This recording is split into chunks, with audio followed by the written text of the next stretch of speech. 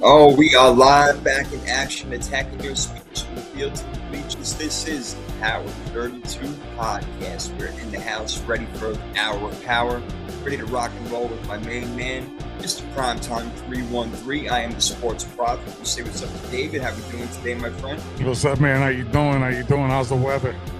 All right. Hey, it's a little chilly for Florida, but, for somebody who's been from the Northeast for as many years as I have, doing pretty good, man, I have to say. All right. So I'm not worried. I know that you got your, below freezing over there. It's probably snowing and all that crap. 40-degree or 40-mile-an-hour winds and all that other good stuff. But, yeah, shout out to everybody, by the way. Hope you had a Merry Christmas. And yes.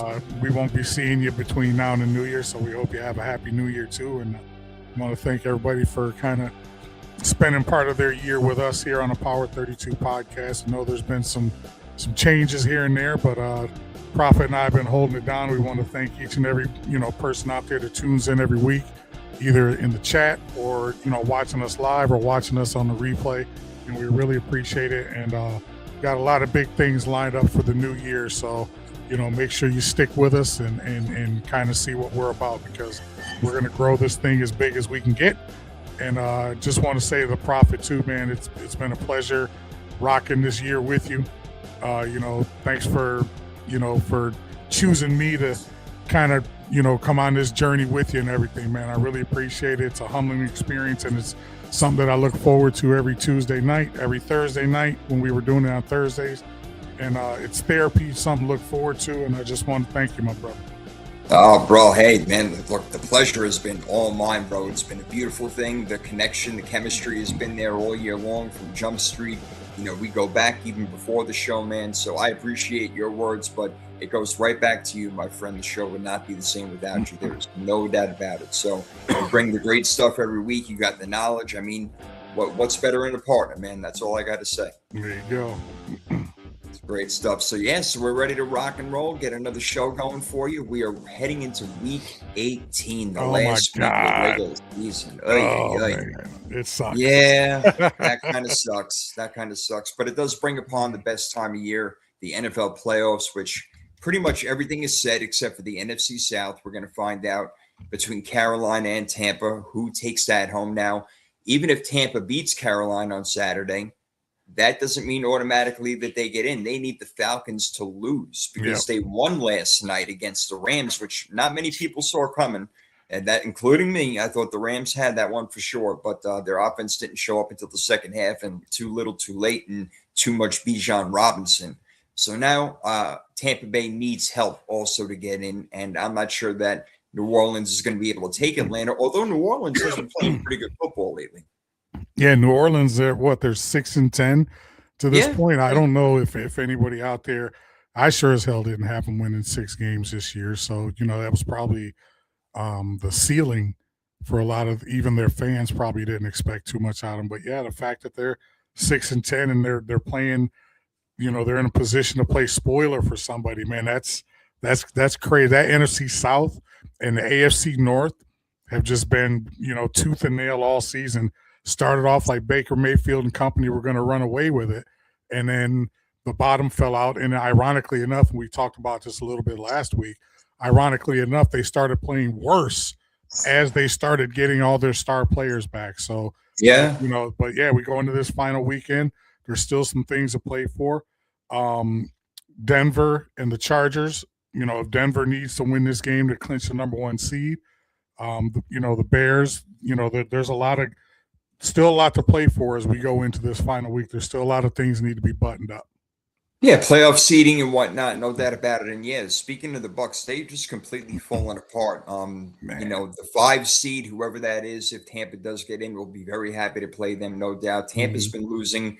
They're 1-7 over their last 8 games with losses to teams like Miami and Carolina, Atlanta, New Orleans. So not even doing good in their own division right there. So they have not been playing well. They really don't even deserve to get in Tampa Bay. And you mentioned a long time ago about Baker Mayfield and his body language and the way that he's been acting or not acting, whatever you want to call it. And yeah, it's been showing on the team. It's really not there. So Tampa's in trouble. We're going to talk more about that. We're going to look back to see forward in a minute. But first, we have to do our NFL Trivia Week 18. Are you ready, my friend? I am ready. All right, here we go. This one could be fresh in your head, so let's see if you know it. Trey McBride just broke the NFL record for receptions by a tight end in a single season. Whose record did he break?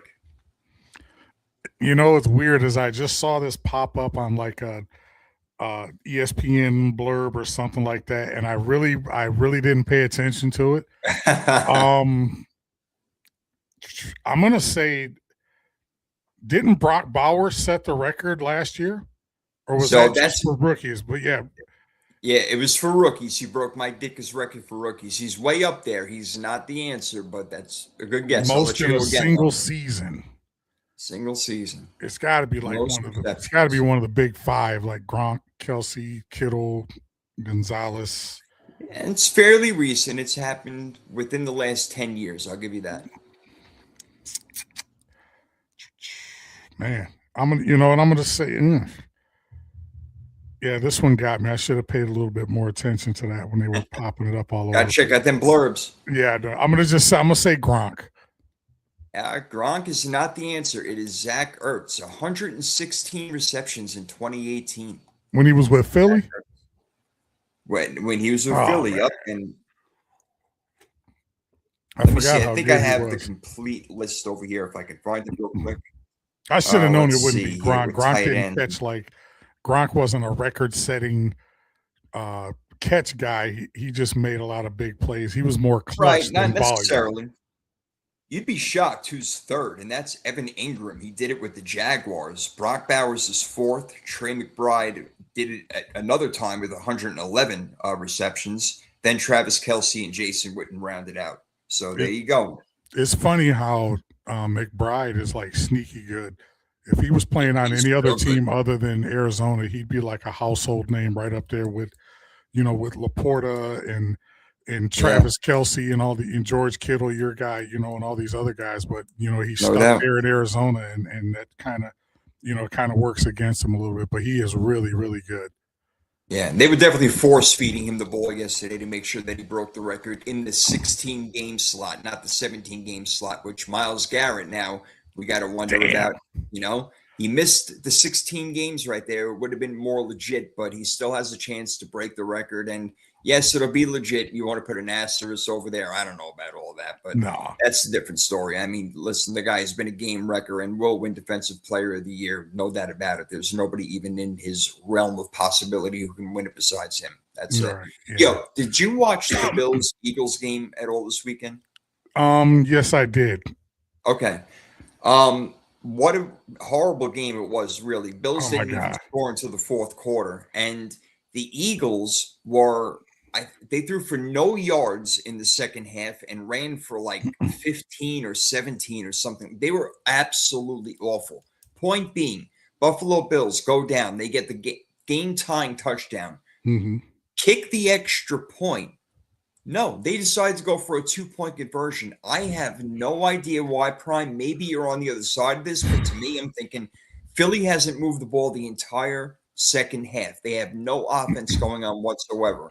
Buffalo is taking control of the game. Mm-hmm. We used that word momentum last week, and I used it in the same realm as confidence. It's the same kind of thing.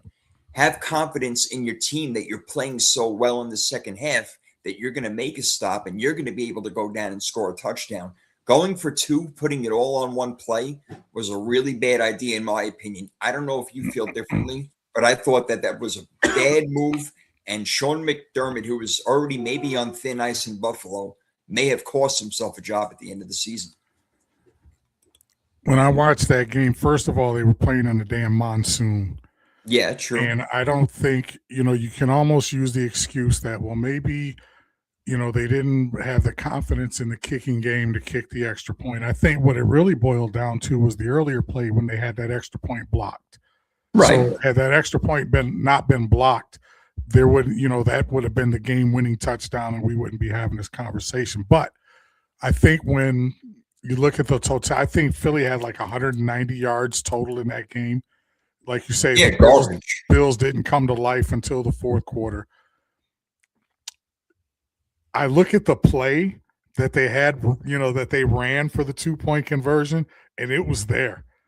Now, It was there. Yeah. if you're telling me if you're on the side of the decision itself, then I'm probably with you. I think I take the point, I kick the extra point, and I take my chances with my defense, who has been shutting Philly down the entire game. I don't believe that Philly all of a sudden was just going to turn into a juggernaut, going into overtime. Right. I personally would have kicked it, especially because you still got something to play for. It's not like your seeding wasn't affected either way. But yeah, I'm with you 100%, man. I think I kick that extra point, take my chances, and if I lose that way, then so be it. But to lose on a 2-point conversion where Josh Allen's drifting to his left, throws the ball about 3 yards wide of your boy Shakir, he was open, but He the was. decision itself, I second guess. Yep, no doubt. He was open, and that's fine. But still, even with that all being said, I think it was the wrong decision, no doubt about it. All right, watch a couple of bad teams. Unfortunately, one of them was the Giants this weekend. Played the Raiders. The Giants kicked their butts, so the Raiders are going to have the #1 pick.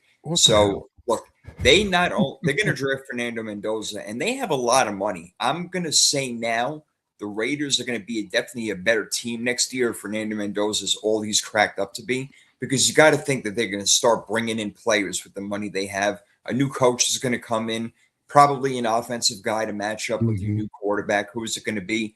I don't know. Is it going to be one of the Kubiak brothers, possibly? We'll see. We'll get to coaches' names as more and more get fired as we get toward the end of the season. But I find that situation kind of interesting. The Raiders, who have been the laughing stock of that division for such a long time, I think will have a chance, if they hit on the quarterback, to come back and actually be able to make noise in that division again. The thing that the Raiders have going against them right now is that you still got a young Bo Nix for the Broncos.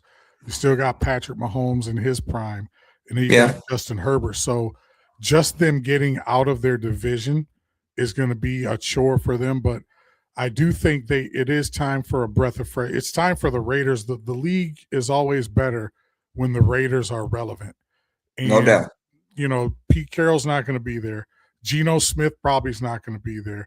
They need to get some playmakers on offense, shore up that defense a little bit, and work on trying to overtake either the Chargers or the Chiefs for for second or third place in that division. I do think Fernando Mendoza is on the table.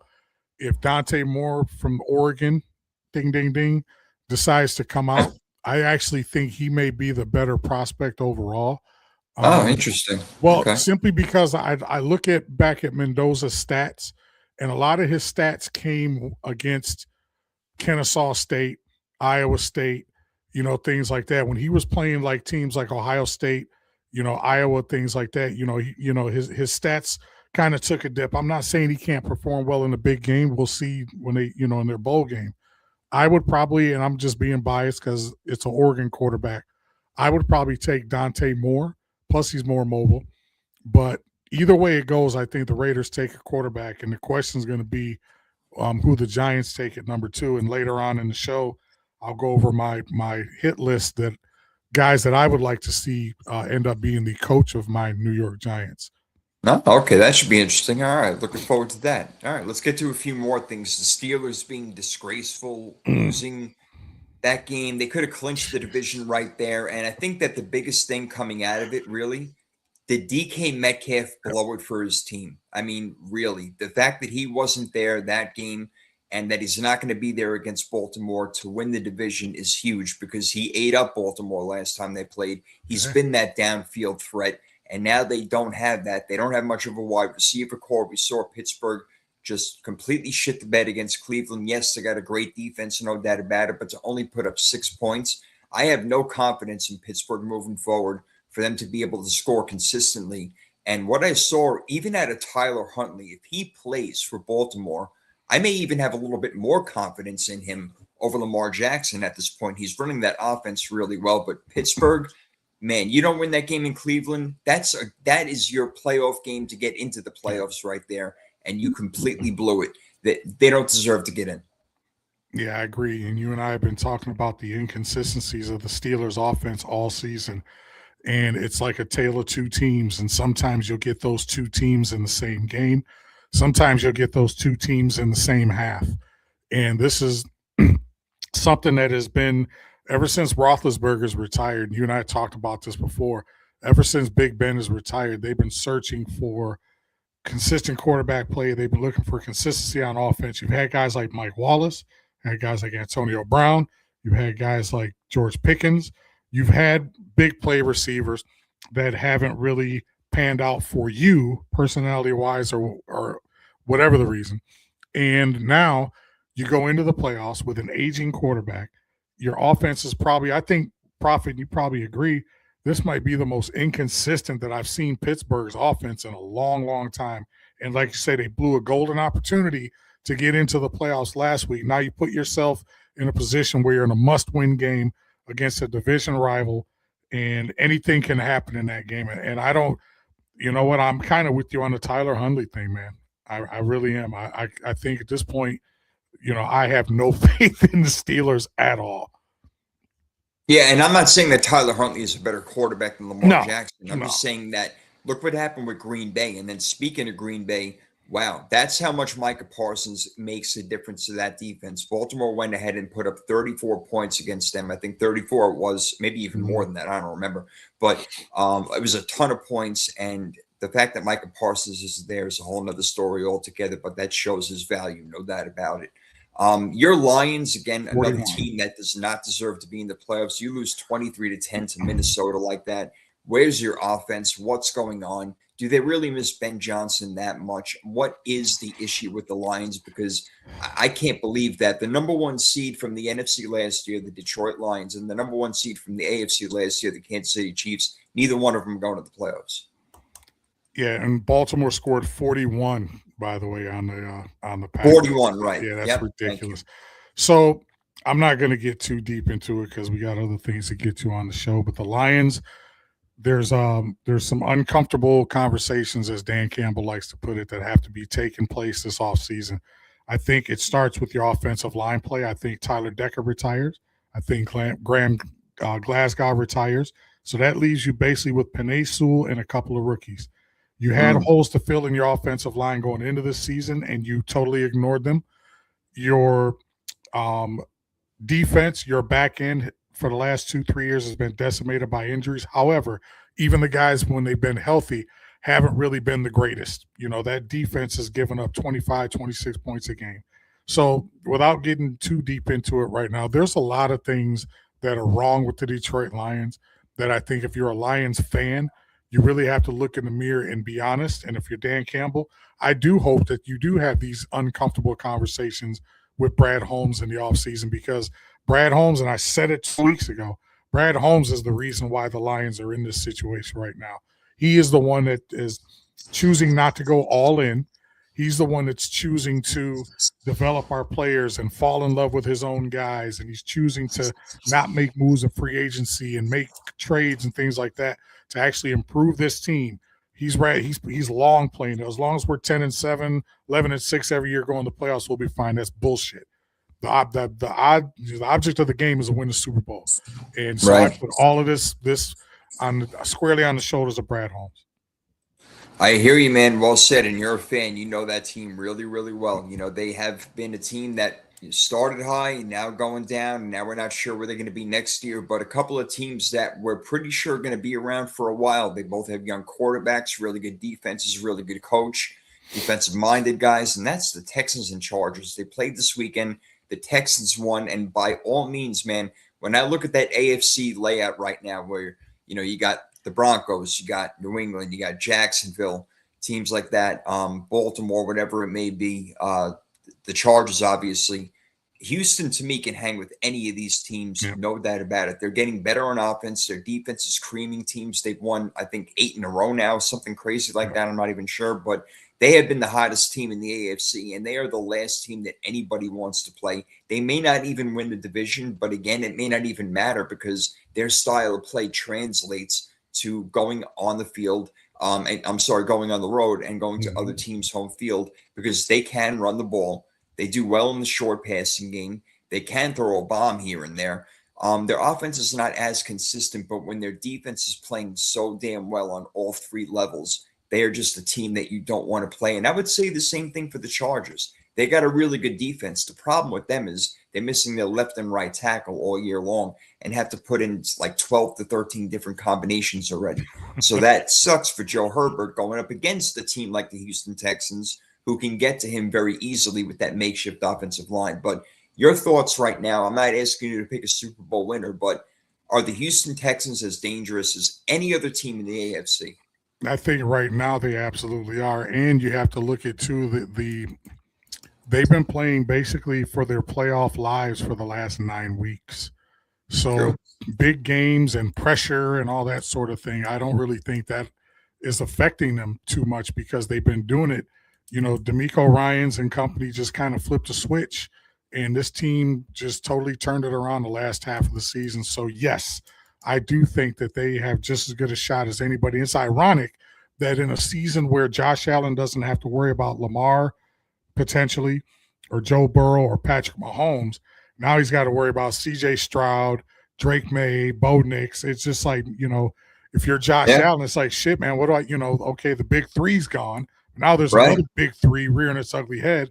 And two of those big three, actually all three of them, with Herbert and Nix and Stroud, all have really, really good defenses. But I do think that Houston, with the way that they play in that defense, giving up like 16 points a game, they absolutely have just as good a shot as anybody.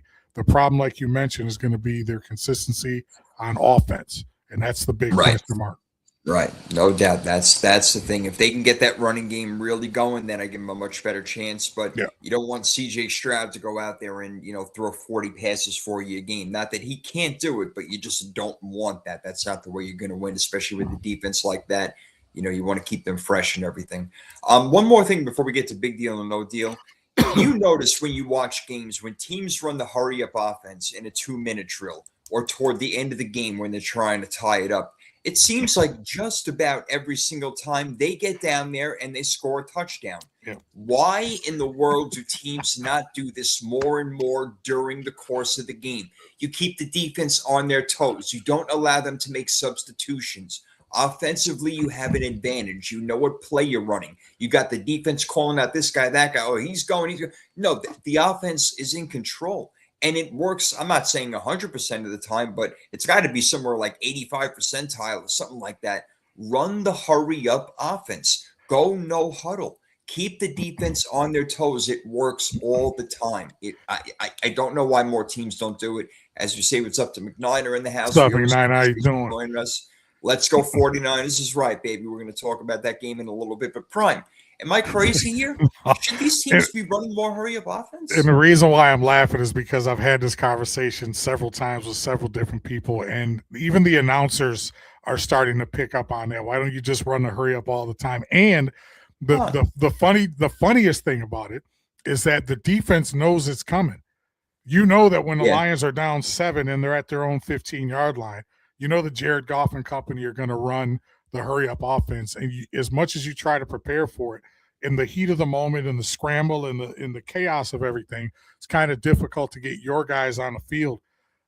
I think, you look at like the old Houston Cougars and the way Texas Tech used to run their offense back in the day, and the way Oklahoma State and some other college teams used to Oregon used to call it basketball on grass.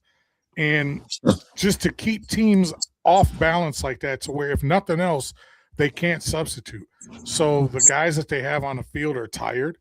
But I don't know. I don't know why.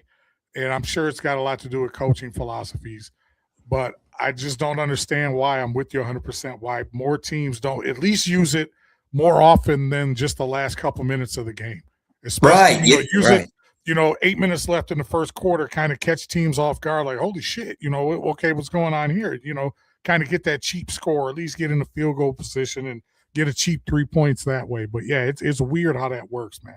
It's weird. I mean, we see these college teams running it all the time, and they're putting up 65 points a game.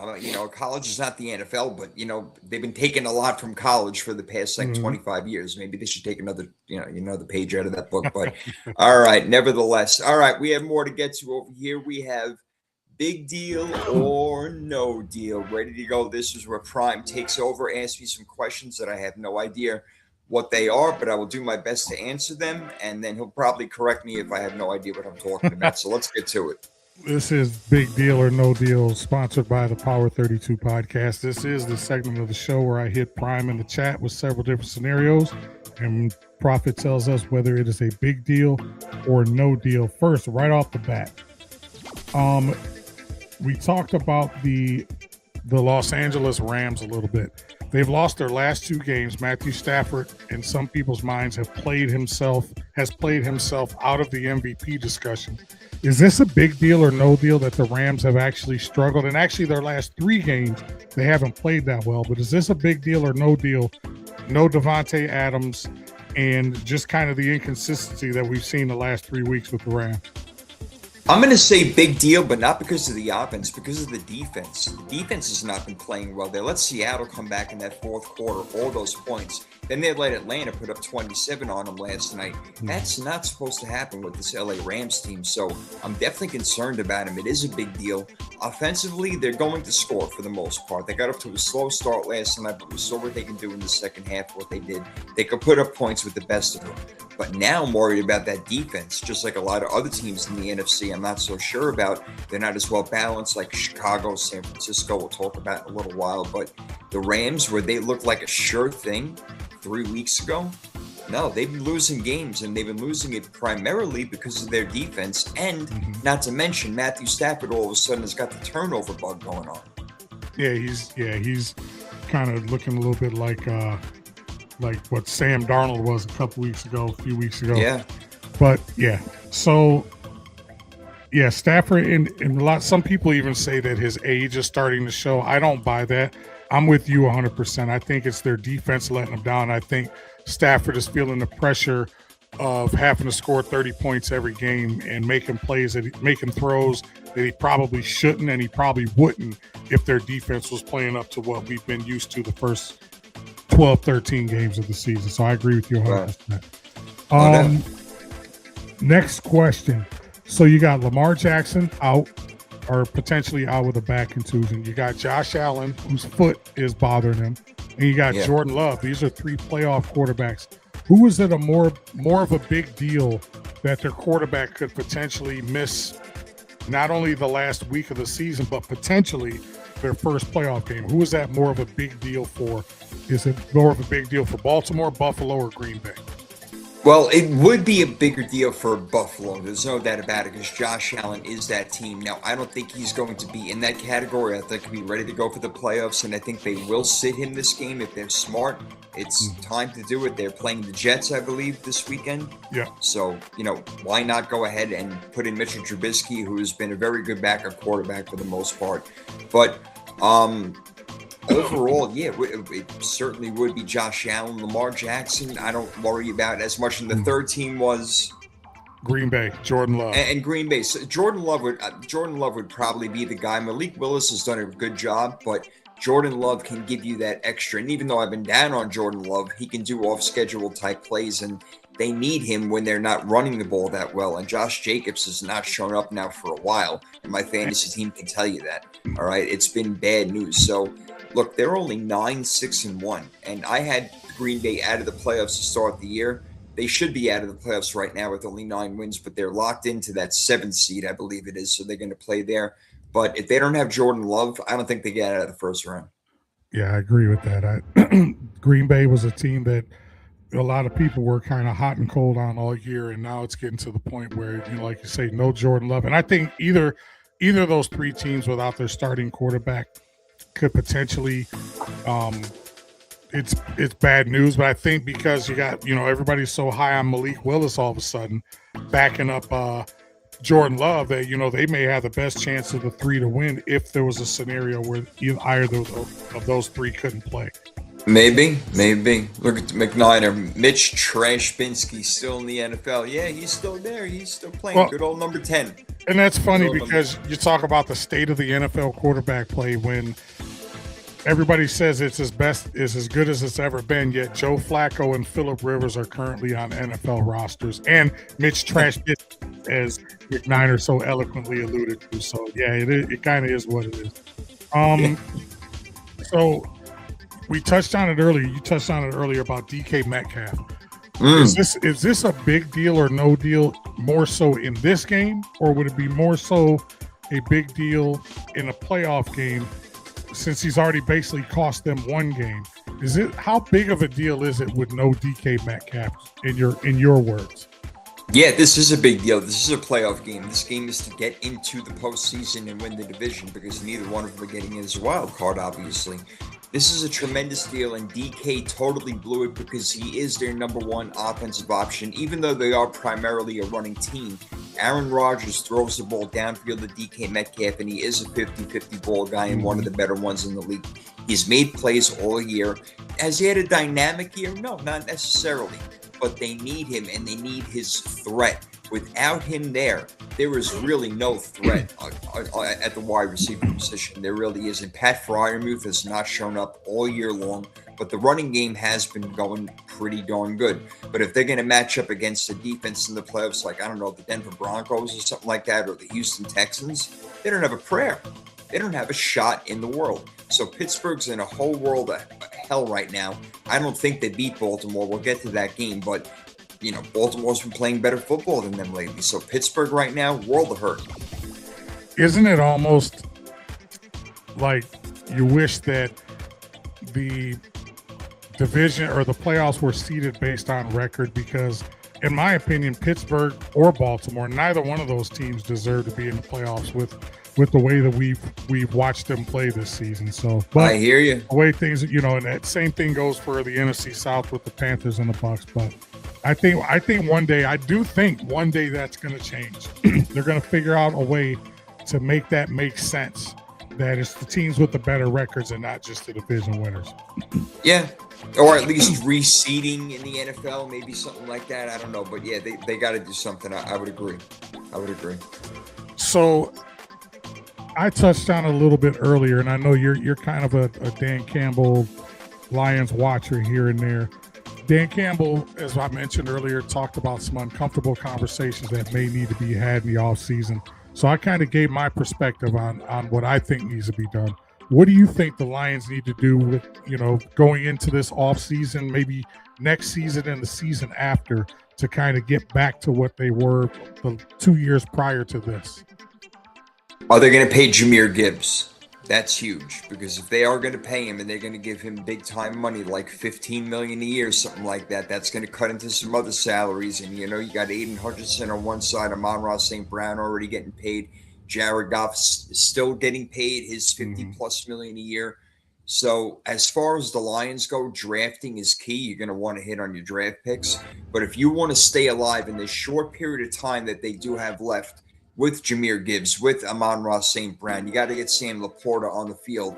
And Jared Goff, yes, we've shown that he's capable. Again, I mentioned they were a 1 seed last year.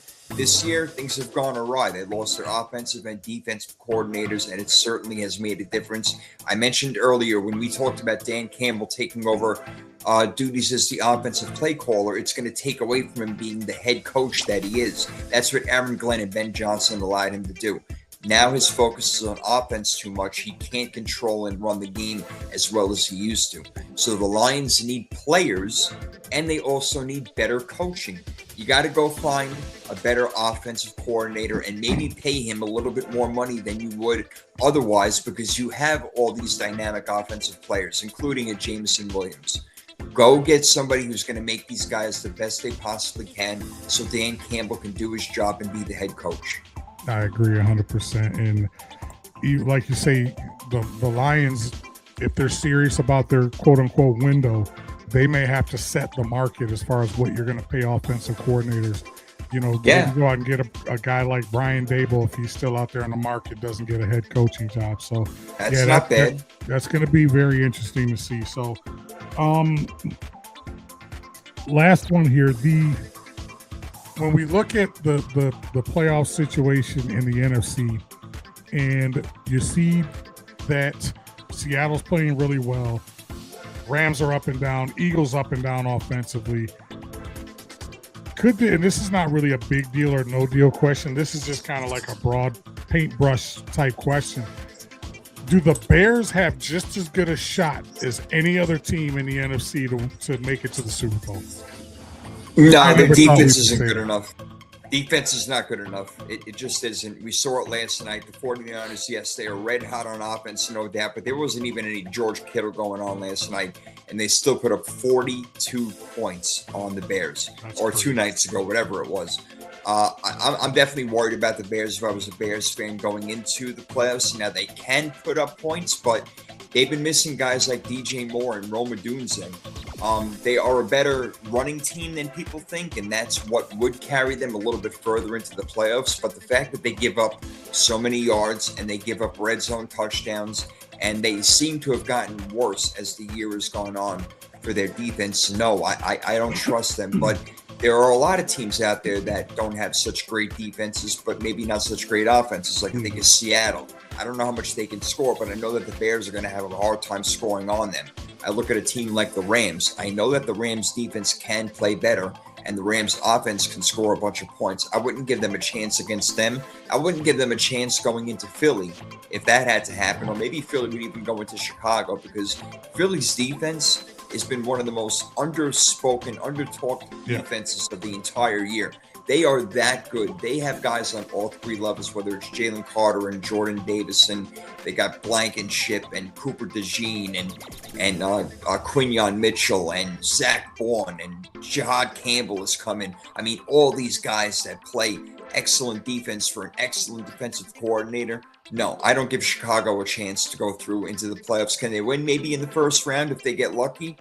Yeah, sure, that is possible depending on who they play, but no more than that. That's crazy. And is Jalen Carter, did he is there some record that this guy is setting for the most blocked extra points and field goals in a season? That guy is amazing. And he's an unbelievable player.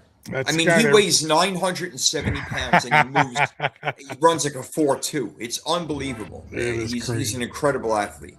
But a side note to that big deal or no deal, is it a big deal or no deal that your 49ers gave up 35 points to the Bears? Yes, it's a very big deal, and the 49ers have been giving up points. The good thing is they've been scoring more points than the opposition, but you can't rely on that when you're going to play better defenses like Philly, like Seattle, like the Rams, even though they've beaten a couple of those teams already.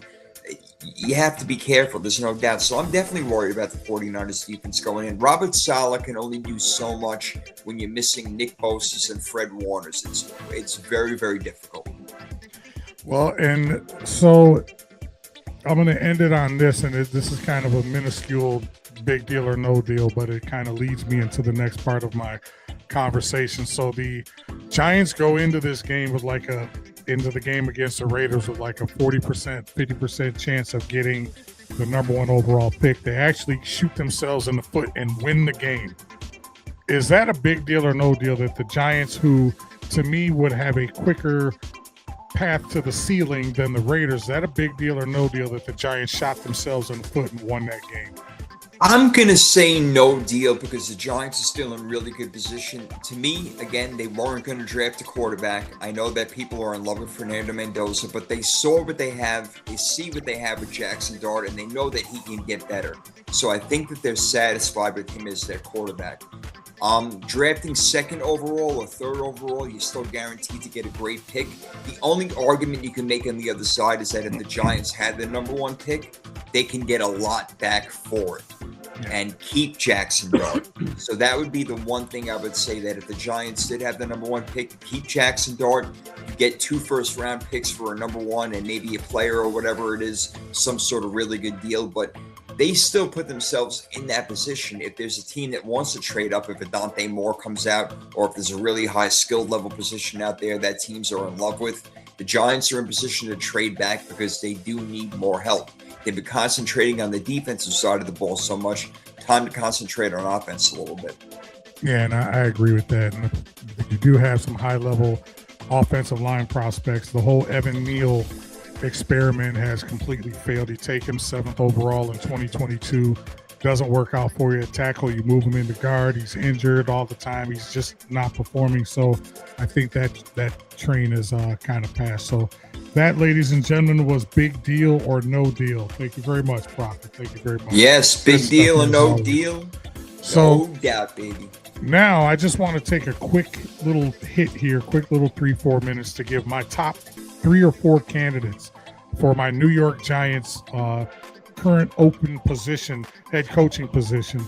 And some of these names, a couple of these names you'll probably agree with, a couple of these names you'll probably scoff at. So, and I'm not going to go into a lot of detail right now with them. I'm going to just put the names out there. One of the names keep popping up is Clint Kubiak from Seattle. Yep. I think that might be, if you're talking about developing a young quarterback, we've seen what he's done with Sam Darnold. We saw what he could do with Geno Smith, for crying out loud. So, there may be something to that. My next one would be Chris Shula, the Rams defensive coordinator. The Giants have always had that identity of being a good defensive team, even when their offense sucks.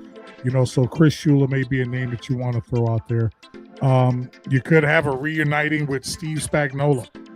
He was an interim coach for the Giants. He's got, crazy love and ties to the New York area. I would like to see him maybe as a bridge coach, to kind of get some certainty and some stability back in the organization. And, you got guys out there like Jesse Minter, Vance Joseph. You're not going to keep Mike Kafka, in my opinion. That would be a mistake. Matt Nagy, Jeff Hafley from the Green Bay Packers, their defensive coordinator. You also could bring in, you talked about a little bit last week, maybe potentially Mike McCarthy, which would probably be my number 1 pick, but my number 2 pick, honestly, and we talked about this at the beginning of the season, he's going to get out while the getting's good. I would like to see Cliff Kingsbury maybe dip his toe in the interview pool for the New York Giants head coaching position. We saw what he did last year with Jaden Daniels. Jackson Dart is a very similar quarterback, and to me, they have more to work with on the defensive side of the ball to where he wouldn't have to worry about it that much. It's the exact opposite of what you mentioned about Dan Campbell. I think Cliff Kingsbury stepping into the New York, and now the problem with him was that will he be able to handle the New York media? Because he was a little shaky out there in Arizona, and that's Arizona, a team that nobody gives a shit about. Now you're stepping into the Big Apple with 75 microphones in your face. But I would like to see Cliff Kingsbury and how much interest he would have in potentially being the coach of the New York Giants. What do you think about any of the names that I just threw out there? I think I like the Kubiak one. Comes from a family of head coaches and coordinators, going back to Gary Kubiak, obviously. I think that he did a lot with Seattle's offense. Have they been a juggernaut all year? No, not necessarily, but JSN having a huge year, making Sam Darnold look really good for a while. They had the running game, did the best they can with that. I think that he is maybe the next coach in line. And yeah, you do want to pair an offensive guy with Jackson Dart at this point. You don't want to bring in a defensive guy who's going to pay all his attention to the defensive side of the ball and have no growth unless you get some great offensive coordinator to come in, which could be Kubiak if they want to pay him a lot of money, but maybe go to the head coaching route in that area. I know there was talk about Marcus Freeman from Notre Dame, but that went out the window for that. Yeah, that quickly went out the window. Yeah, no, he should stay where he is. He's got a pretty good gig over there, even though they didn't want to play a bowl game. Yeah. So, but I like the Kubiak one. I think that might be the way to go. Give him a chance at head coaching, offensive guy to go with Jackson Dart. I think that might work out. So, and the only reason I brought up Chris Shula is because it's the Sean McVay coaching tree. Yeah. So, and I know a lot of times, people underestimate, the Andy Reid coaching tree.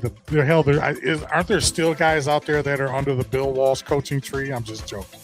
But I mean, there's something to be said for coaches that coach under a really good head coach. We've seen it with Vrabel and McDaniels as far as, Belichick, et cetera, et cetera. But yeah, I just wanted to throw those names out there because I know we got some Giants fans that kind of pay attention to us and stuff like that. And a couple of people have actually asked me about it. So, but yeah, those are, and I got a few other names, but, I don't want to make this a Giants heavy show right now. But yeah, they're going to have to develop Dart. They're going to have to develop Neighbors. They're going to have to focus on consistency on that offensive line, which I bitch and complain about every week, that the offensive line hasn't been good for the last 20 years.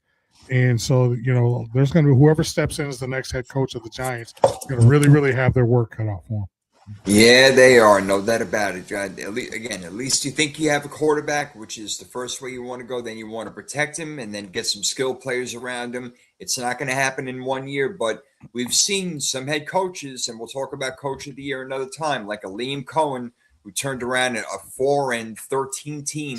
Or you talk about, Kyle Shanahan, who turned around a 6-11 team, and look what they're doing right now. Got, Wait, two wait, of wait, the wait, top wait, five wait, in the wait, wait, wait, wait, wait, wait. That doesn't count. You say It don't count. he say he turned around to six. I mean, it's not like he came in to a mess, and yeah, they got a lot of injuries and stuff like that. Yeah, they had a lot of injuries. I knew you were gonna throw Shanahan in there some way, shape, or form. But it's just funny how you say he came in. He turned it around. He basically got all his players healthy. Well, no, I take that back. I take that back. You guys lost a shit ton of players in the offseason. Yes. So and look at the job that he's doing this year. It's an incredible job. I mean, he's definitely a head coach of the year candidate, no doubt. I already made myself look bad with the Niners once with McNiner at the beginning of the season. I'm not going to do it with you right now, so I'll shut up. Kyle Shanahan's done a great job, no doubt about it. No doubt. So, all right, last week, week 17. Prime, you swept it, brother. All right, so you went 10-6. I went 8-8. Bad news over there. So Prime, for the year, you're up 9-5-1. We only tied once the entire year, which is crazy. And you won in the Freaky Fantasy Football Draft, 92-60. Really? I'm up 11-4 in that one, but yeah, you took it home this week, brother. See what the hell I had. Drake May did it. Drake May did it for me. I had Drake May, Calvin Austin. Chase Brown did it for you. Chase Brown had 30 points. Drake May had 42. Yeah. Yep. I had an okay week, but no, you nailed it, man. So well done. Wow. Good job on that. Yeah. Speaking of which, as we segue into fantasy football and such. Yes. Unfortunately, I finished second. I got my butt kicked. I had 2 chances on Monday or this weekend going into that Rams-Falcons game of getting 25 points. I need 26 points, actually, and did not get the job done. Kyron Williams let me down. Kyle Pitts let me down. I should have known that game that he had a couple weeks ago was like a one-off. There was no way. Yeah. So shout out to he had a good run. Hingle McClingleberry. You're a deserving champion. And like I said in our text thread, I will concede gracefully. I'm just happy that a guy that hasn't done fantasy football in 75 years, I get to finish second. It was a lot of fun participating in the league, and I'm looking forward to doing it again next year. But yeah, it would have been, when you're that close to victory, you're kind of like, oh man, there's always a chance. And then I kind of knew about halfway through that Rams game that, yeah, this wasn't going to happen for me. So shout out to McClingleberry. Good job, bro. Fantasy football champion, and I'm sure we'll meet again next season. Well, to me, the whole damn thing is unfair. I had a buy in both of my leagues, and I lost in the first round in both. Well, the second round, really, because I had a buy in both. Oh, did you? I lost in both of them. Yeah, I lost in both of them. Wow. With that team that you had, you lost. With that team that I had, I had such bad matchups. You couldn't even believe it. Guys got hurt. Like Jacob shit the bed for me. It was a mess, man. So what happened to him this year? But I've always said, honestly, I mean, I like the head-to-head matchups, but if you want to really find out who the best team is, see who has the most points at the end of the year. That's your best team. That's the guy who's put up the best lineup week in and week out. Mm-hmm. That's your best team right there. So that's all I like. That's why I like rotisserie sometimes. But nevertheless, it is what it is. Say I digress. Congratulations to the winners. Yeah, I'm bitter sometimes. I could be like that. McNiner chimes in and says Shanahan should be in the running. I'm assuming he's talking about Coach of the Year. Yeah, of course he should. We're going to do our review show and our award show in a few weeks. That's going to be Coach of the Year, man. Coach of the Year is going to be hard, dude. It's going to be very hard. You got Mike Vrabel, Liam Cohen, Kyle Shanahan, Mike McDermott, not McDermott, Mike McDonald. McDonald, yeah. McDonald from Seattle. So, yeah, you got some. There's going to be some tough ones out there. And shout out to Sean Payton. Who people just are kind of just, like we talked about a couple weeks, so people are just glazing over the fact that Denver won 11 in a row. They're harping on that one loss. It's like, come on, man. Sean Payton is quietly as a 13-win team could be, doing a tremendous job, and he has the last couple of years in Denver, man. Shout out to Sean Payton. Sean Payton should be there, no freaking doubt about it. I totally agree. He should be in the running. Will he win? Probably not, because people expected Denver to be good this year. But to have the record that he has, no doubt. You could say the same thing about Vrabel, of course. But all right.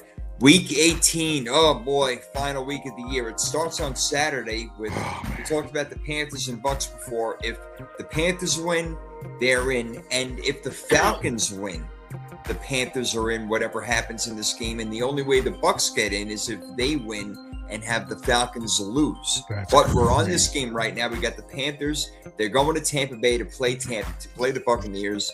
They beat them last time a couple of weeks ago, and Tampa has been looking so bad. To me, it's a no-brainer.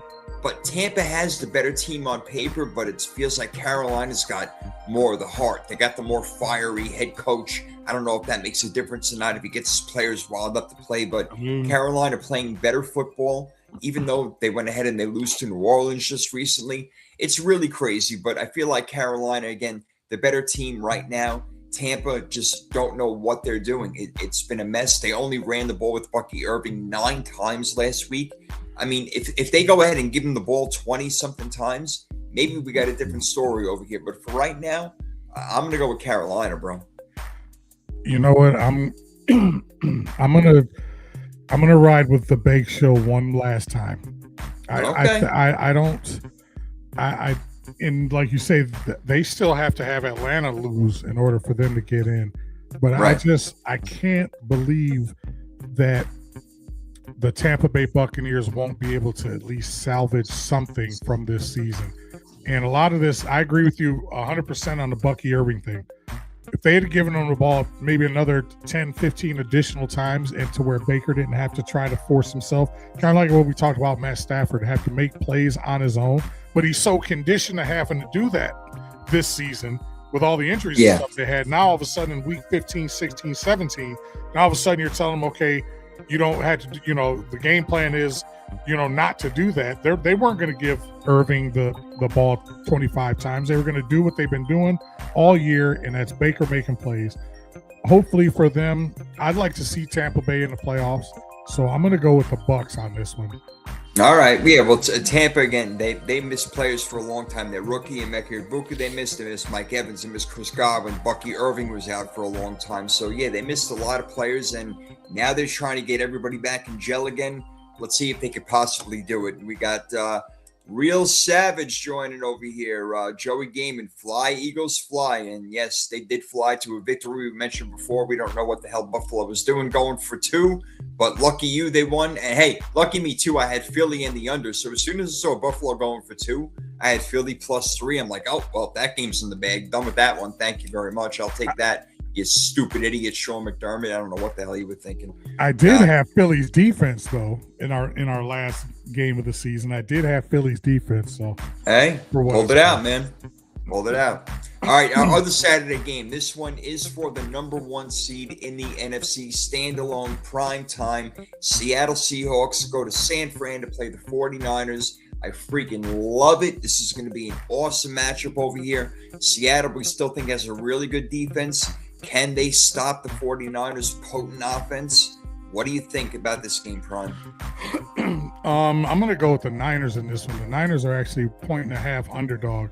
The over-under is 49.5, and I think that would have been lower had the 49ers not put up 42 points this past week. I'm going to actually go with the 49ers. I think their defense, I think their defense is going to be able to get to Sam Darnold. They're still playing for seeding, if I'm not mistaken, right? Yeah, they're still. Yeah, whoever gets this one is going to be number 1 seed, and then the other one will drop down to either 5 or 6. Yeah, give me the Niners in this one. I trust defense more than I trust offense, which means I trust the Niners a little bit more than I trust the Seattle Seahawks right now. Yeah, 49ers win this game. They won't have to play another game out of San Francisco or Santa Clara, whatever you want to call it. I'm going with my 49ers. That's crazy. How do you get like home field advantage in the Super Bowl? I love it. Crazy. A couple of teams have done it. Didn't the Rams did it, and Tampa Bay did it as well. Did New Orleans win theirs in New Orleans? No, that wasn't New Orleans. No, the only 2 times Super Bowls that weren't played in. It seems like every Super Bowl's played in the Superdome. Our resident Eagles fan over here, real savage Joey Gaiman, thinks 49ers versus the Eagles in the NFC Championship game yet again. Oh, hey, I got no problem with that. Hopefully it'll be in San Francisco this time. We owe you guys a little bit. All right, so we're both on the same page in that game as we go over to Sunday. Saints, Falcons. The Falcons have been playing good football. Kirk Cousins been winning football games lately, but so has Tyler Shock coming along and putting himself in the Rookie of the Year candidate position. What do you think about the Saints in Atlanta next week? Rewind that about 15 seconds. What did you say? Tyler Shock literally. No. You know what I'm talking about. Before that, what did you just say? Kirk Cousins, what? Actually winning games? I never thought I'd hear you say those words or sing the praises of Kirk Cousins. That's why I had to catch I didn't mean to interrupt you. So that's why I said it fast. I was hoping it was going to slip by. No, absolutely not. Absolutely not. That is funny. You heard it here first. This is the first time, ladies and gentlemen, the Prophet is actually giving props to Kirk Cousins. That's funny. Yeah, they're -3 in that game, by the way. I had to do it. Yep, Kirk Cousins, man. They're playing well. Drake London, Bijan Robinson is an absolute freaking monster. I mean, but I like what the Saints are doing. They're playing real good. No Alvin Kamara on the field, but Tyler Shock making things happen. But Atlanta feeling good. They want to save Raheem Morris's job. I think they get a chance, and they do it by going 8-9 and ruining Tampa Bay's chances of getting in the playoffs. I'll take Atlanta. Yeah, I'll take it. I'm going to take the Falcons in that one too. Real quick, do you think that 8-9 will be enough to save Raheem Morris's job, considering the fact that this will be the second year in a row that they finished under 5? And he can use the Penix excuse, and I get it, but Raheem Morris, I mean, and it's not like people are going to run to the Atlanta job. So he may keep his job not because he deserves to keep it. He may keep his job simply because nobody else wants it. But I mean, maybe nobody else really wants it necessarily. They're not thrilled with the quarterback position and Michael Penix Jr. And I'm still not sure what we're going to get out of him. But that job, the players want him to keep that job. He is beloved everywhere he's gone. You should have seen him on the field last night because he used to be the defensive coordinator with the Rams, won a Super Bowl with them, shaking hands with everybody, hugging everybody. I mean, he's a beloved kind of coach. So they want to keep him there. Will he stay there? I don't know. But if he doesn't, he may be in line for another head coaching position somewhere else other than Atlanta. Really? Raheem Morris. Yep, it's very possible. Really? There aren't a lot of good candidates out there, man. We're going to talk about it in another show, but there really aren't a lot of good candidates out there. Okay. We definitely need to talk about that one. We need to talk about that one. We need to talk about things. We need to get this going. Right. All right, let's get to our next one. Nobody cares about the Browns and the Bengals, but Myles Garrett going for that sack record against Joe Burrow. You know Joe Burrow's going to do everything in his power to make that not happen. The game is in Cincinnati, Battle of Ohio, big time, prime. What do you got? I think Joe Burrow, that's going to be his going away present for the Cleveland Browns as he maneuvers himself out of that division. I think he gives. I think he purposely runs like a read option or something like that to Myles Garrett's side just so he can get a couple sacks. He just needs a one full sack to break the record, right? That's it. Yeah, so he'll get it in this game, whether it's intentional or wink, wink, nudge, nudge, unintentional. But yeah, give me the Bengals in that game. They're actually favored 7.5. It's going to be cold as hell too on Sunday for that game. But yeah, give me a lot of points. Yeah. That is. That's a lot of points. So, but yeah, I'm going to go with Seattle also, but I think it'll be a much closer game than that. I don't see them scoring a whole bunch of points like they usually do. It'll be more like that Baltimore game, kind of ugly. All right, Colts, Texans. Texans, they want to put themselves in the best possible position. They're 11-5 right now. They are allergic to losing as we speak. The Colts, the opposite. They're allergic to winning. They were 8-2 at one point. They lost 6 in a row. What a freaking mess turned into. God. So I mentioned earlier, the Texans would not be shocked if they represented the AFC in the Super Bowl. So they will be my first slot in Week 18. Give me Houston. Yeah, the Colts and the Buccaneers have kind of followed the same path the second half of the season. At least with the Colts, you can say, well, they've been without Daniel Jones for a few weeks. But as you so eloquently pointed out to me last week, that they started to kind of fade a little bit a couple games prior to Daniel Jones getting hurt. This is a 10.5 point spread in this game, man. I don't know about, but it's a 39.5 over under. I don't know if I'd mess with the points either way, but I'm definitely taking Houston straight up in this one. Yeah. Houston a winner in this one, man. Definitely. They've been playing really good football. They want to keep that momentum going. That has been like the key word on the show the last couple of days. The momentum, that confidence, keep it going. And I'm sure the Jaguars want to do the same thing. They want to make sure they win this division. They're 12-4. Lock it down. And luckily, they get to play the Tennessee Titans, who are 3-13. Yeah, they've been playing a little bit better, but is it good enough to beat the Jaguars? I don't think so. Jaguars at home go 13-4 this year, win the division like I said they would be, and putting Liam Cohen in a possible position to be coach of the year. Let that be my second lock, Jacksonville. Yeah, that's going to be my first lock. That's a 12.5-point spread right now. God, I don't like these big spreads like that. We've seen a lot of double. I'm going to have to do some research to see if this is like a record year for double-digit spreads in the NFL and how many of them are actually, because a lot of them, the ironic part is a lot of them are actually covering. That's the crazy part. Yeah. But a couple of comments real quick. So we got McNine is saying Texans are hot. So are the Jaguars. The Colts starting a rookie quarterback. Yep, at this point, things have changed over there. And Real Savage going, the Jags going to be one and done in the playoffs. He does not believe in the Jaguars, man. All right. You know Trevor what? Lawrence playing better. Savage, I'd like to know why. And I'm not busting your balls or anything. I'm just curious as to why you think a team with a potential head coach of the year, a potential they got a top run defense. Yeah, top run defense. The quarterback's playing extremely well. Yeah, I'm just curious as to why you, like I say, we're not busting your balls. I'm just curious as to your thought process behind this. So put that in the chat. I would really like to know why you think that about the maybe he just has more confidence in other teams. Maybe it is. And that's probably it. But yeah, I'm taking the Jags and I'm locking that one too. If I had any confidence in the Packers, it's completely gone now. It's shut down. It's out. I don't like it. I don't even know if they can actually go on the road and beat Minnesota, who Minnesota all of a sudden is starting to play really good football. It's amazing to me. But the Packers, damn, man, I don't know what's going on. Their running game is gone. The passing game, they're losing people. They've lost a lot of players on both sides of the ball. This is a tough one, man. They're going to Minnesota to play the Vikings, who are 8-8. Surprisingly, they sound like they're a 4-12 team, but they're not. What do you think in this divisional matchup?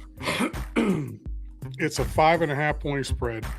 I'm trying to figure out what the hell's going on with Green Bay too. They 1 week they look like world beaters, and then the next minute they look like the world has beat them. I'm gonna actually go out on a limb here. I'm gonna say the Vikings. I'm gonna take the Vikings in this game and the over/under. Take a wild guess. I'll give you one guess. 37.5. 36.5. You almost nailed it. Wow. 36.5. So this is gonna be like a 3-2 ball game. I'm gonna take the Vikings. The Packers 3-2 ball game. Packers are just spiraled, especially if Jordan Love doesn't play. Like the Twins versus the Milwaukee Bucks, 3-2 game over there. Dude, I'm going to take Minnesota too. Green Bay's already locked into the 7th spot. I don't even know if they're going to play anybody, so I'm going to go with Minnesota in this game. And real quick, Real Savage saying that he agrees about what we're saying with the Jags, but he doesn't trust Trevor Lawrence in the big games. So I can understand that. He did have a nice comeback against the Chargers a couple of years ago, but despite that, I can understand Trevor Lawrence has a lot to prove. There's no doubt about it. Another game, your Giants, who are 3-13. They will have a high draft pick. The Cowboys roll your eyes. Yeah. I saw that shit. Freaking roll your Well, everybody can't be the San Francisco 49ers, bro. He's watching the camera, folks. He's watching my body language over here. So what do you think about these them Cowboys? Well, how about them Cowboys? Let me roll my eyes too, because you're absolutely right. This is a game that nobody gives a shit about. Cowboys a few weeks ago had an opportunity to kind of maybe backdoor their way into the playoffs, but it didn't work for them. Right now they're playing for pride. Lock the back door. Giants are playing for draft position. So I'm going to take the Cowboys. There's a 52.5-point over-under. Weird. I know that neither team plays defense, but still, that's a little weird. I'm going to go with Dallas, too, on this one. I'm going to actually lock that one. You're going to lock it, huh? Okay. Yeah, why not? Let's go out. End the season with a bang. I wish kind of the Giants were the Jet, where it says just end the season for Jets. Yeah. I'm gonna come up with an acronym similar to that for the Giants, because I'm glad this is over, so we can go ahead, get into the off season and start fresh next year. New coach, new offense. Let's go, Big Blue. Giants, G, go in and not try.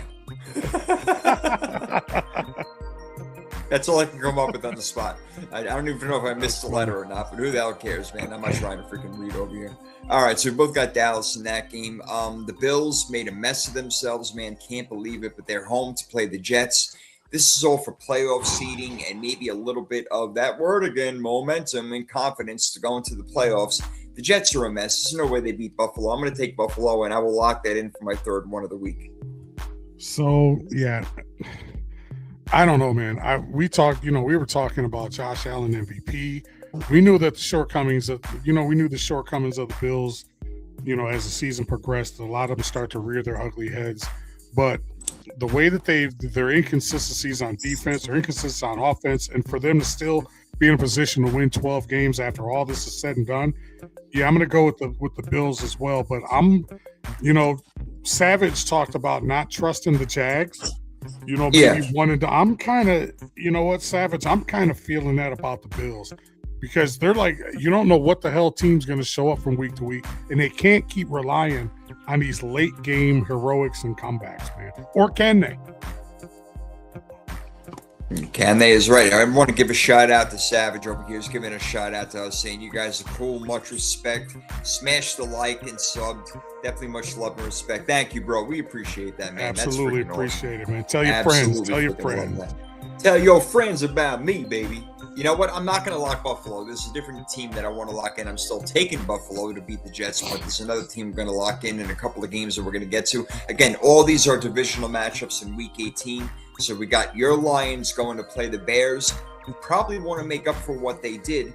But the Lions still, again, they have a potent offense when they want to. Is it going to be potent enough this weekend? Again, it's going to be out in the cold. Maybe they run the ball a little bit more. But Chicago has been the better team all year. So can you put your bias and objectivity, aside and whatnot, and go with what you think is going to happen over here? Or you're just going to close your eyes and say, I want my Lions to win? No, I'm not ever like that. The only team I'm blind like that is these guys Michigan? right here, and Oregon. No, I think the Bears win this game. I still, there's a little bit of seeding, a little bit of jockeying for position that the Bears are still very much interested in. They're going to keep a very close eye on what goes on with Seattle, what goes on with the Rams. I don't think they do actually still have a shot at number one seed, if I'm not mistaken. But no, they lost it now. It's either because of that they had to win a Niners game. Yep, you're right. Yeah, it's either Seattle or Stanford at this point. I'm going to go with I think the Lions mentally. I think they're just exhausted from being pedal to the metal for the last 3 years. I think they need a break. I think they're going to play some guys, kind of see who they have, and I think that they'll probably end up getting their ass kicked by the Bears. Although Dan Campbell versus Ben Johnson, you never know. Dan Campbell might have the guys hyped up a little bit more for this game, but my head tells me the Chicago Bears are going to win. It makes sense. Chicago has been the better team, and Real Savage jumping in. He wants the Lions to win so the Eagles can get the number 2 seed. Oh, yeah. That would be awesome for him. Yep. And that could happen, but I'm also going to go with Chicago. They're the better team, and you're right. Detroit, what do they have to play for right now? They're going to be probably moping into that stadium wearing like their pajamas and shit like that. It's not going to be a good look. It's not going to be a good look. But we got a real good one with the Chargers and Broncos. Now, here's the thing. The Broncos have already clinched the division. They want to clinch the number 1 seed, so they do have something to play for. The Chargers, not as much. They're going to be locked in to that either 6 or possibly even 7 seed, depending on what happens with the Bills in this game. So I don't know how much they even really care. But Denver, I think they're going to be playing that hard out. They're in Mile High. They have the advantage there. They've been playing good football. I know that they let up a lot of points to Jacksonville recently and had to squeak out against Kansas City. I mean, really squeak it out against a rookie quarterback who's nobody knows his freaking name right now. So this may be a tougher game to pick. It depends. Really, this game depends on how much the Chargers are going to go out and try. So what is the line on the game right now? How much are the Broncos favored? That is, let me check real quick. Broncos. I think it's like 3.5 or something like that. No, actually, no. It's actually Broncos are favored by 11.5. 11. So that means the Chargers aren't playing anybody. Yeah, and Chargers it's a aren't 36 and a half points over and under. That's very interesting because Yeah. I think, though, Prophet, and you know this, when you get down to this point of the season, a 6 seed or a 7 seed doesn't really, once you're not like one of the top 2 seeds or a team that's going to get a home playoff game, if you're like in that wild card limbo divisional round type, it really doesn't matter because you still got to go on the road. I mean, yeah, Right. It might make a difference whether you have to play the Patriots or the Bills, may make a little bit of difference, but overall, you're still going on the road. You're still going somewhere cold. So you're still going to prepare the same. But I'm kind of shocked that even having said all that, that's an 11.5 point spread. Yeah, Give that's me a the lot. Broncos. No doubt. Give me the Broncos in that one.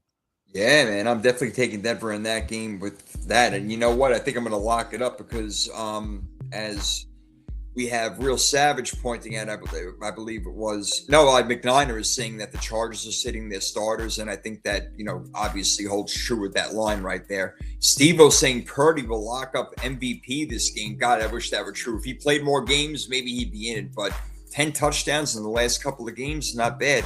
And Real Savage going on that with Purdy is playing like an MVP, but doesn't think he gets it over Stafford or Drake. I think we know that. That's true. I mean, Mac Jones played a significant amount this year and he held it down, but Purdy hasn't lost since he came back, man. He has been playing dominant football. You know what? And here, I'm going to just say this for you and McNiner.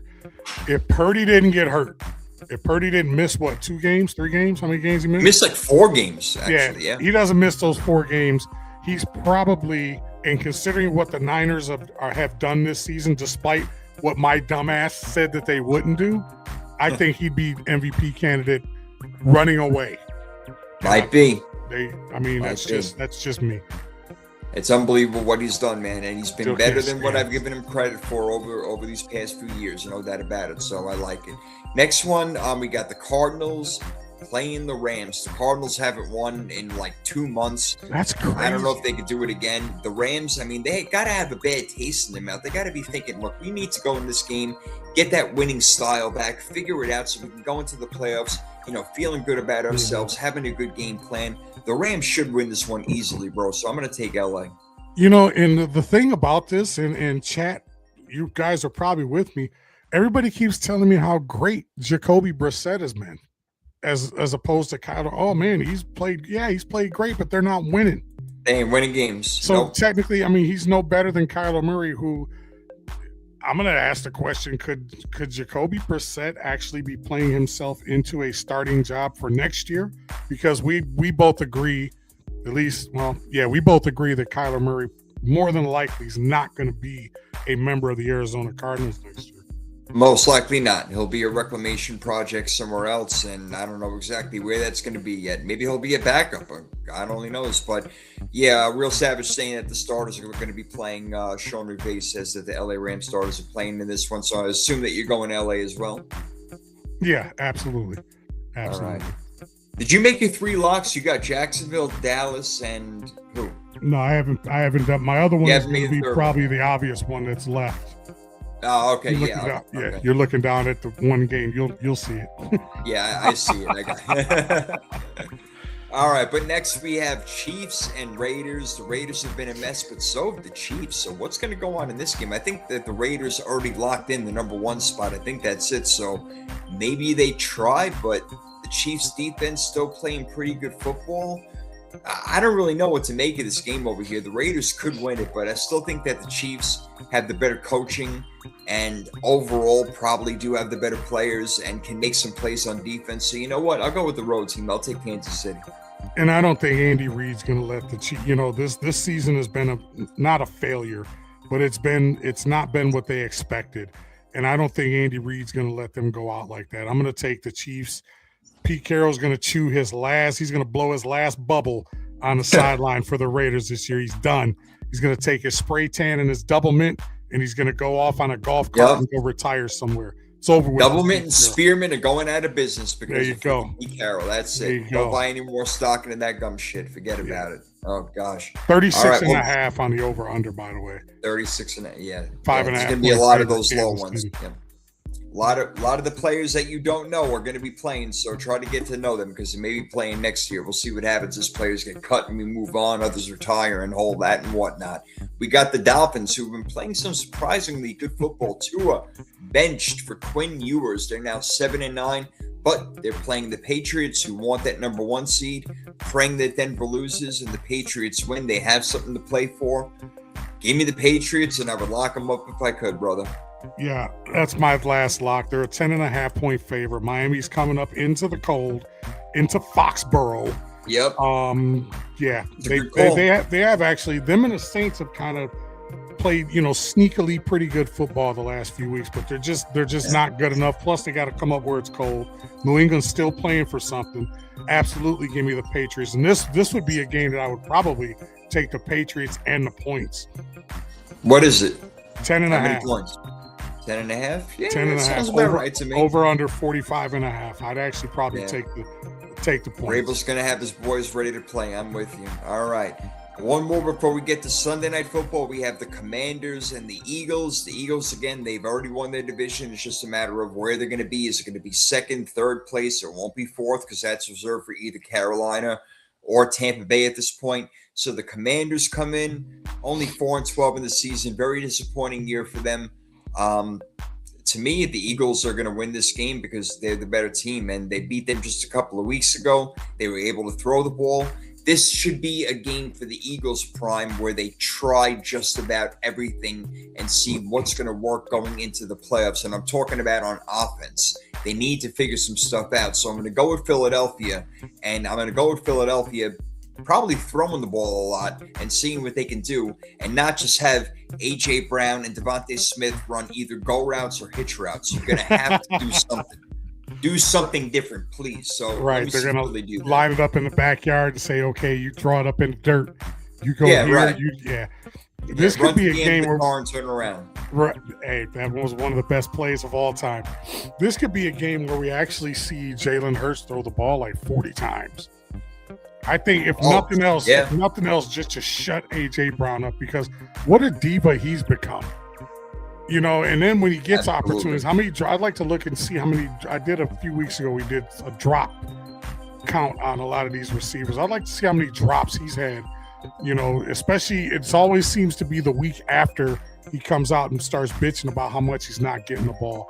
And it's ironic. He's got that commercial where he's running on a treadmill saying, "I'm always open 24/7." Always. I don't know if you've seen that commercial or not. So that's kind of ironic. But yeah, so give me the Eagles. That's a 41.5 point over under. Eagles -7. That's interesting. That's interesting that it's that low. Right. Yeah, it's -7. Yeah, but Real Savage saying they may sit some players, so that's possible.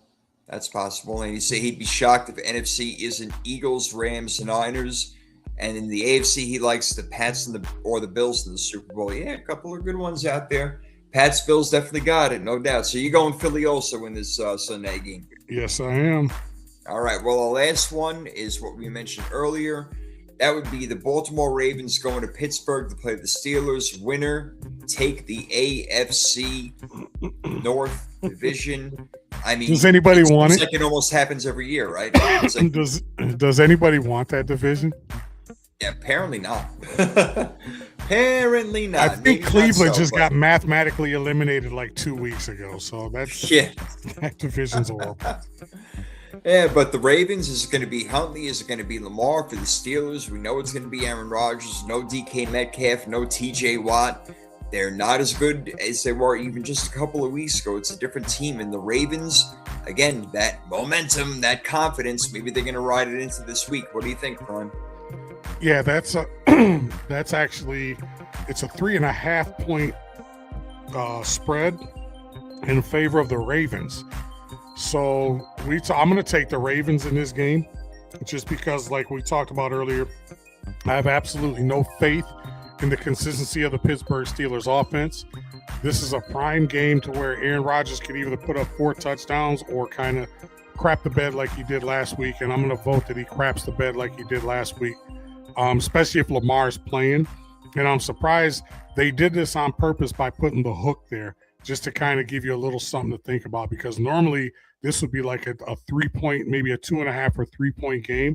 They made a 3.5-point game just to give you a little bit something to think about. So I would take the Ravens, and I would probably take if I'm betting on this game, I would probably take the Steelers and the points. I could easily see this being like a 16-13, 2017 type game. That hook gives you something to think about, though. It usually is a field goal type game, no doubt about it. And I think Baltimore will win it by a field goal, maybe 20-17 or 16-13, like you said. But Baltimore to right now is the better team, and it don't matter that they're going into Pittsburgh. Yes, the stadium will be loud, but I think that Baltimore gets it. So I'm with you on that one. Last week of the NFL regular season is upon us, but we are not stopping. We're going to keep going. We got one more thing to do before we get out of here, and that is our Freaky Fantasy Football Draft. You ready for it, my friend? Let's do it. Say that 5 times, man. Freaky Fantasy Football. Yeah, right? So you won this week, my friend, so you get to pick first. We got quarterback, running back, wide receiver, tight end, defense. If you use the player once, you cannot use him again. You ready to go for it? I am. So here's what you know what? I'm going to pick my running back first. All right. I'm going to pick, and I don't think I picked him yet. Something tells me, yeah, I know you have in the last couple, maybe. Give me RJ Harvey for the Broncos. Oh, yeah. No doubt. I actually haven't picked him, but he was on my list to pick, so that's a good pick right there. I like that. Didn't you have him on one of your fantasy teams? Why is his name in my Yeah, I did. Okay, yeah, I had him on one of my fantasy teams. You got it. That's exactly why. All right. For me, I'm going to take I'm going to double up Goff and St. Brown against that poor Chicago defense over there. So I think I'm going to take Goff and St. Brown. Haven't used those guys all year, so I think now is as good a time as any. And you get your 2 picks coming up. I'm going to double up with the Broncos. I'm going to go, and I can't believe I'm saying these words. I feel like about him like you feel about Jimmy Garoppolo. I'm going to take Evan Ingram as my tight end this week. Running out of people over here. Well, yeah, actually, and that's kind of, it's ironic that I picked him last as many times as he's helped my Giants finish last during his career, but I'm not going to hold a grudge. There you go. So Evan Ingram, and then my defense, I'm going to pick the Packers defense. Green Bay defense. All right.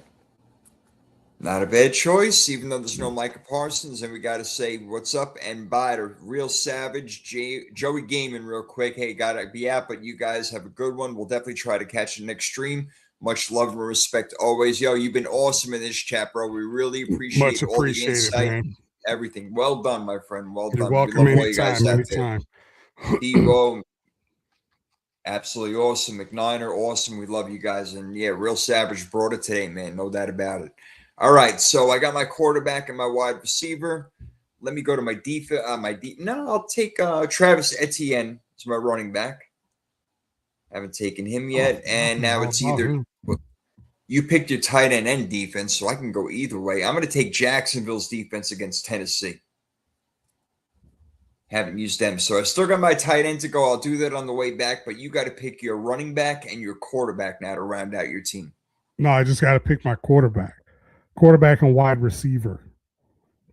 That's all right, man. Quarterback and wide receiver. I'm sorry. Yeah, so my wide receiver, can't believe I'm doing this, but we're running out of people. I'm going to go Nico Collins. That's a good one. And then, Jesus, this is a train wreck as far as quarterback. I'm going to go, I just picked Drake May last week. I'm going to go tick-tock. You know what? Give me Lamar. Even if you don't play? If I'm going to go at Lamar, if he doesn't play, I'm going to go with the one that everybody keeps telling me is the greatest thing since sliced bread. I'm going to go with Jacoby Brissett. Oh, okay. Don't know why, but it's the last game of the season. Let's see what happens. Well, they'll need to score a lot of points to stay in the game, that's for sure, against LA. So there you go. All right, I have to pick my tight end over here. I will go with the Rams, Colby Parkinson. They seem to like to throw him the ball a lot. He likes to get into the end zone, so I'll take that. I got Jared Goff, Travis Etienne. Amon-Ra St. Brown, Colby Parkinson, and the Jaguars defense. Prime has got Lamar Jackson, R.J. Harvey, Nico Collins, Evan Ingram, and the Green Bay Packer defense in the very last week of the freaky fantasy football draft. See who's going to win it, baby. Last week, man. It's been a fun ride with these fantasy picks and everything, man. You know, if nothing else, and I learned this when I was doing fantasy baseball. Excuse me. If nothing else, it makes you pay attention to players that you normally wouldn't. And I think that's one of the biggest. If you notice that guys that have a lot of football knowledge, a lot of them play fantasy football, and it just makes you pay attention to. You know, everybody knows Mahomes and Allen and all these guys, but a lot of people don't pay attention to Sam Darnold. A lot of people don't pay attention to Jacoby Brissett or you got your guys, your main 5 guys at each position you think of, but then fantasy football makes you kind of drill a little bit deeper. And just to kind of make you pay attention to those guys that you probably normally wouldn't pay attention to. So, you know, after 3-4 seasons, hell, you kind of know everybody in the league on a first name basis as long as they're on, you know, it's just a matter of what team they're playing for at the time. So that's one of the benefits of playing fantasy football. Just thought I'd throw that out there. Yeah. Keeps you more engaged, everything about it. You hit the waiver wire, you find out who these players are. All of a sudden, you know who the third string running back for the Arizona Cardinals is. Exactly. Yeah, man, absolutely. Fantasy football has been a great thing. I've been doing it since I think the first year I did it was 2001. So, yeah, I've been doing like 25 years already. My gosh, yeah. Got a couple of trophies in the trophy case, but not this year. Not this year. I can't believe you lost with that team, man. God, man, they all had a bad week. Just everyone had a bad week. It was just a nightmare, and that's what happens any given Sunday, even in fantasy football. The worst shit, right? Just unreal. So yeah, I got my butt kicked. I didn't even have a chance. The other guy, I forgot who he had, but he scored like 170 points or something like that. So, yeah, I got my butt kicked. Yeah, but we appreciate all you out there, Real Savage, of course, Steve-O, McNiner in the house.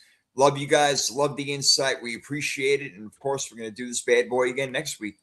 Absolutely. You guys take care. Happy New Year. Hope you had a great Christmas. Hope you had a happy New Year. Don't drink too much. And if you do, make sure you're sitting on your damn couch and you're not out driving. That's right. We want to hear any sad stories coming in the next week.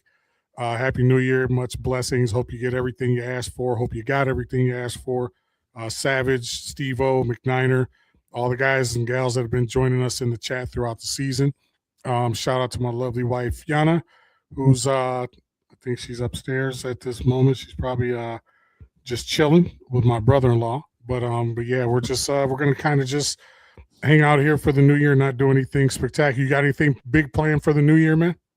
There's something, local like downtown to go to. If I feel like it, I'll go. I just don't want to get into any trouble. So maybe it's better off I keep my ugly ass home.